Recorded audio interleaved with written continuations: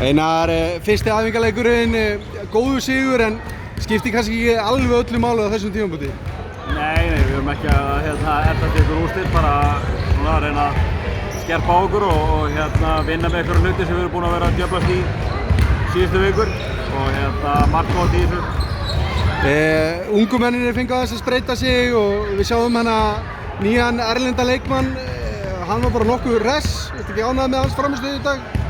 Jó, Evaldars er flottur leikmaður og bara heilt yfir ánægð með hann. Hann er bara, þú veist, hann er búinn að vera með okkur í rúma viku og svona komast inn í hlutina og eftir að komast í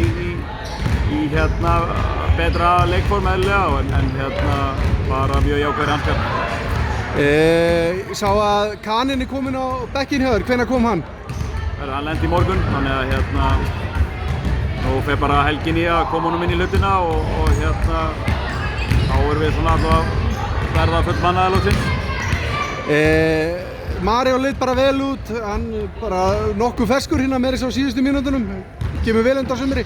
Já, hann er búinn að vera mjög duglegur í sumar og bara í hörku fínu standi, þannig að mjög ánægður með hvernig hann hefur tæklað sumarið og mikla væntingar til hans í vetur. Hverjar eru svona væntingarnar í vetur?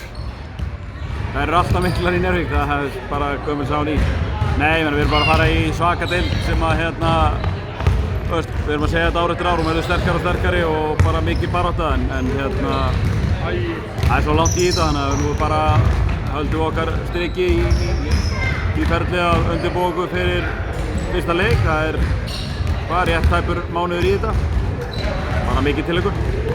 Takk fyrir þetta og gangi ykkur vel í vetur. Takk fyrir.